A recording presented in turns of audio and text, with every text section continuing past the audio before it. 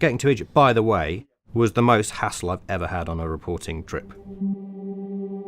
It was the fact that when I arrived in Egypt, absolutely no one wanted to talk to me. By going to the Suez Canal, I visited the Suez Canal control tower and seeing for myself how things worked. It was only by going to the litigation in the court in Ismailia and hearing the lawyers talk about the problems on the bridge that we learnt all this new information. A giant container ship is blocking the Suez Canal, one of the world's busiest waterways. The route is vital for the movement of everything from oil to consumer goods.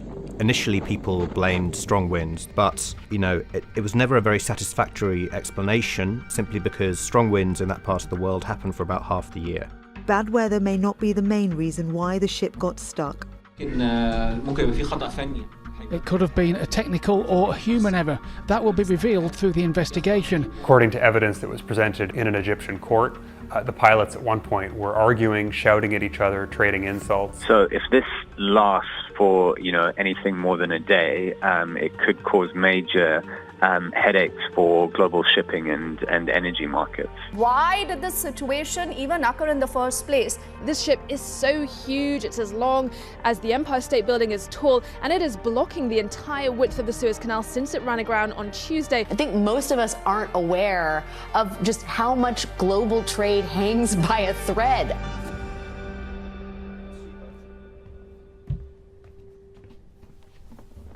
Hi, my name's Kit, and I'm a reporter for Bloomberg. I thought it was critical to actually go to Egypt to report this story. I visited the Suez Canal Authority, I spoke to the chief pilots, I attended a couple of the court hearings, and saw the ship owners' lawyers make the argument for the first time that there had been some fault in the hands of the Suez Canal pilots. I'm Matthew Campbell. I'm a reporter and editor for Bloomberg Businessweek.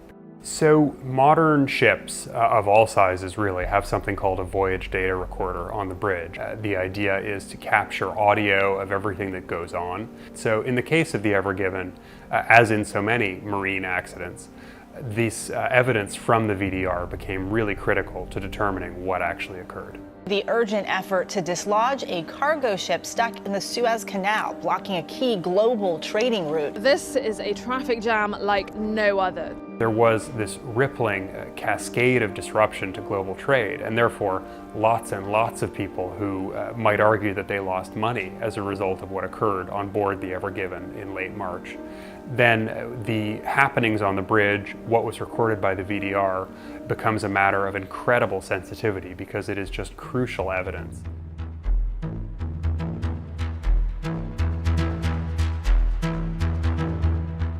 Ships have, with some exceptions, just gotten bigger and bigger over the last 30 or 40 years.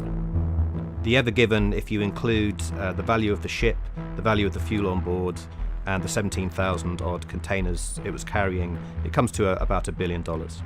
This is one of the largest objects that humans have ever put on the ocean. There was a crew of 25, led by a captain named Krishnan Kanthavel, a very experienced mariner from Tamil Nadu. It had set sail from Asia and was due to arrive in Rotterdam a couple of weeks later. In the Suez Canal, you typically transit early in the morning. So the Ever Given would have been emerging from the Red Sea, coming into the Suez Canal. There were terrible winds at that point, whipping sand, a really severe storm, and enough wind, in fact, that some vessels decided that they did not want to proceed through the canal on that day. The captain of the Ever Given, Captain Kanthavel, would have had a choice about whether to proceed. It is always the final decision of the captain. But there are huge financial pressures on a captain in this situation. The shipping industry is a just-in-time business. A captain of his experience would be keenly aware that there were huge amounts of money riding on getting his cargo to Europe on time. If you look at the Suez Canal from a satellite, it looks like a fairly straight shot through the desert with a couple of lakes on the way. And you would imagine, I imagined, that it wouldn't be particularly difficult to steer a ship straight through the passage. But actually, it's a very stressful thing to do, we're told by all the sailors and captains that we spoke to. It's a very narrow gap in places, 200 meters or so wide and quite shallow. So any mistake, is liable to cause an incident of some kind. So when big ships come into narrow waterways, typically they will take on board at least one pilot. And a pilot is someone who really intimately knows a particular area and can advise the captain and the helmsman of a ship who may not be familiar with that waterway on what to avoid, dangerous currents, submerged hazards, that kind of thing. They don't actually steer the ship, but they give instructions as to the best way to get through. And they have to communicate with the captain and the other crew on the bridge of the Ever Given, which is a difficult conversation to have because the captain and the crew are mostly using English. The Egyptian pilots would mostly have been speaking in Arabic, so it would have been quite difficult for them to have a proper conversation. We were told by almost everyone we interviewed that the dynamic between the captain and the crew and the local Egyptian officials can be a tense one when they're going through Suez. And there's a few reasons for that. The captain is the master of his ship. In normal circumstances, he has complete control over the crew. He's the boss. But when you go through Suez, you have to surrender some of that control to the local pilots, whose job it is to steer the vessel through the canal. When you do speak to people in the shipping industry, you will quickly learn that Suez pilots have a pretty mixed reputation. We had lots of reports of pilots asking for cigarettes, for example, asking for other gifts in return for their cooperation in getting through the canal. And all of these things add up to make it quite a fraught situation.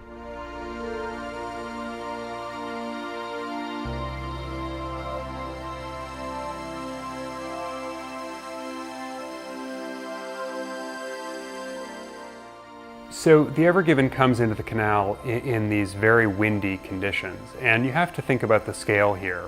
This is a vessel that is 400 meters long. It's also, at the top of its containers, more than 50 meters above the waterline. So it really is an enormous surface for the wind to smack against. And what appears to have happened is the Ever Given began to act as a sort of sail and was swerving back and forth in the canal. And we know from some of the evidence that's come out in legal proceedings that there was an argument on the bridge between the two Egyptian pilots. They were arguing about speed, the weather, and we know that when the captain tried to get in the middle of the argument and calm things down, one of the Egyptian pilots threatened to just leave the ship, leave his post. At some point, as the vessel was swerving back and forth, one of the pilots, according to what we know from the voyage data recorder, gave the order to go full ahead, and that would have taken the Ever Given's speed to about 13 knots. And speeding up is supposed to give you more control. It gives you more purchase on the rudder when you're trying to steer one of these enormous ships. And in the normal circumstances, that would be a good way to regain control. But the situation at that moment, it was the worst thing they could have done, because the ship is in such a narrow channel that increasing the speed actually conversely can make it much harder to control because of something called Bernoulli's principle. And the basic idea is that as water rushes faster, or any fluid rushes faster, the pressure decreases. And because there's less pressure, the vessel is sucked toward one bank or the other. That then became a problem as the captain and the helm and the bridge crew fought to keep control of the vessel. There were, according to what we know from the voyage data recorder, orders given in rapid succession from the pilots to go hard to port or hard to starboard. So eventually one of these turns went past the point where it could be recovered, and the bow of the Ever Given lodged right into the sand. The ship just slows down, and then suddenly you realize you've crashed.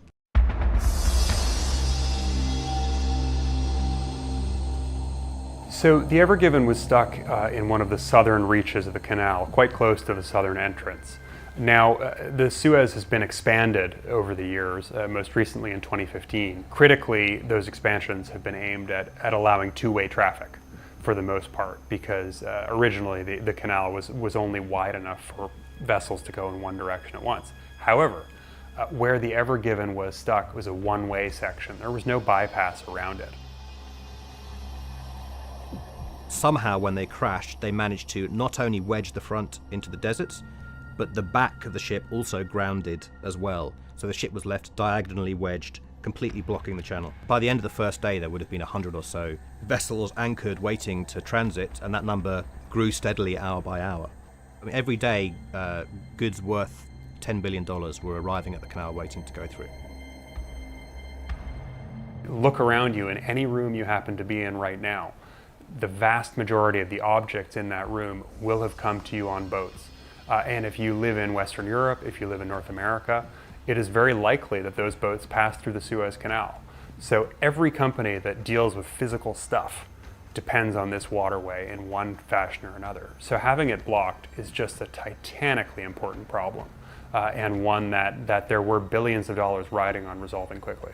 The 400-meter-long cargo ship, the Ever Given, is stuck in the Suez Canal, and it is fouling up global trade. 50 ships a day normally pass through the canal, carrying 12% of the world's trade, so the pressure is really on to get her refloated. The ship crashed at such speed that the front went 6 or 7 meters directly into quite rocky sand. 2 tugboats arrived very quickly.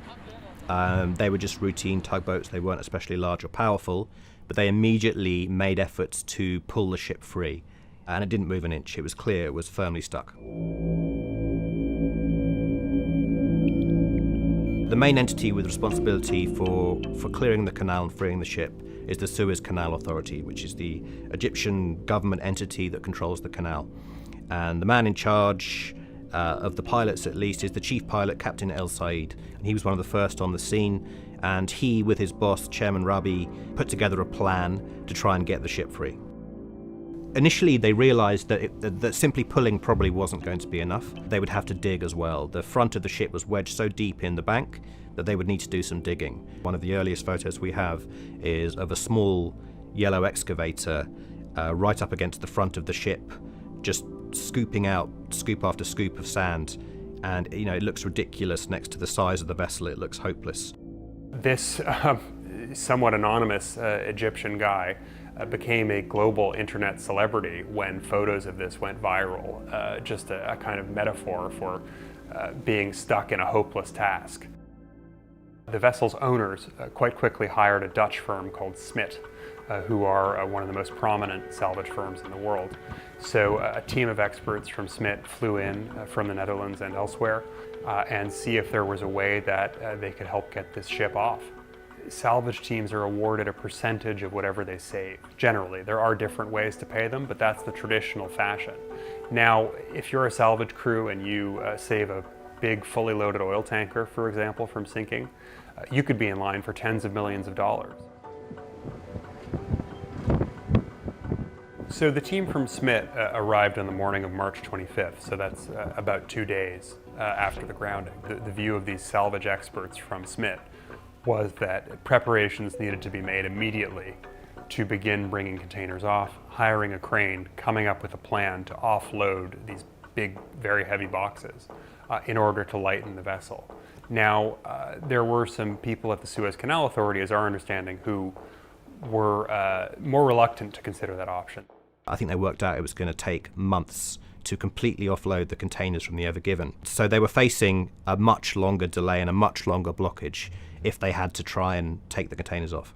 So the compromise that was arrived at was towing would proceed until the time that a crane arrived, and then if at that point the vessel was still stuck, they would begin unloading it. In a situation where every day the canal is closed costs the world economy billions of dollars, no one felt they had time to wait.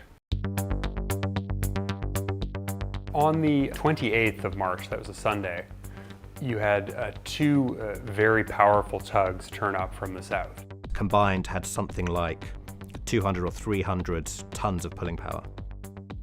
The tide is, of course, very important. You want more water, that means more buoyancy, more ability to lift the ship clear of whatever it's stuck on. There was actually, at the end of March, a supermoon, a time when the moon is unusually close to Earth. Tidal peaks are higher, so if you happen to be trying to get a 400-meter container ship off a sandy bank, that's potentially quite important because you have more water to work with. So everyone knew that March 28th to March 29th was the best opportunity for weeks that the salvors were going to have to pull the Ever Given clear. There was no sudden movement or noise. They just suddenly realized their tugs, instead of treading water, were moving. And they were moving because the back had very slowly started to move away from the bank. So the rear was freed first, but the front was still wedged. One of the worries was that when the bow did finally come free, it would swing clear across the canal. First of all, potentially doing terrible damage to anyone who was in the way, which included lots of vessels from the Suez Canal Authority, and potentially also swinging right into the opposite bank, grounding itself again. So during the towing operations, the crew of the Ever Given had helped set up cables from the bow of their vessel to shore, 4 in total, so that when the bow did finally come clear, it could be held from swinging right across the canal. Smith came up with an idea to take on ballast water into the ballast tanks at the rear of the Ever Given. The back is pushed down and the front is lifted ever so slightly. That slight lift at the front turned out to be just enough to help them lift it out of the sand. So when the tide changed and the waters were flowing out and the 2 powerful tugs were pulling in the same direction, that was when the front finally came clear. And when that happened, everything happened quite quickly. There was jubilation, as you can imagine. They all sounded their horns at the same time, could be heard for miles away. One of the Egyptian dredgers was cheering and shouting, "Number one, number one." So once the Ever Given was free, it was towed up to the Great Bitter Lake, which is a body of water partway up the canal. And it sat there during what became a pretty tense legal standoff. You had the Suez Canal Authority, which is part of the Egyptian government, demanding compensation of more than $900 million in exchange for letting the vessel go. Now, the Egyptians claimed that part of this was a so-called salvage award, which is the percentage of value that you're entitled to when you rescue a vessel. Part was also for what amounted to reputational damages. The owners of the Ever Given, and frankly a lot of people observing this around the world, thought that figure was absurd. The Egyptian government reduced their ask to $550 million. I think it's probably a safe bet that the settlement came in somewhat below that, but we just don't know. In any case, it is a great deal of money.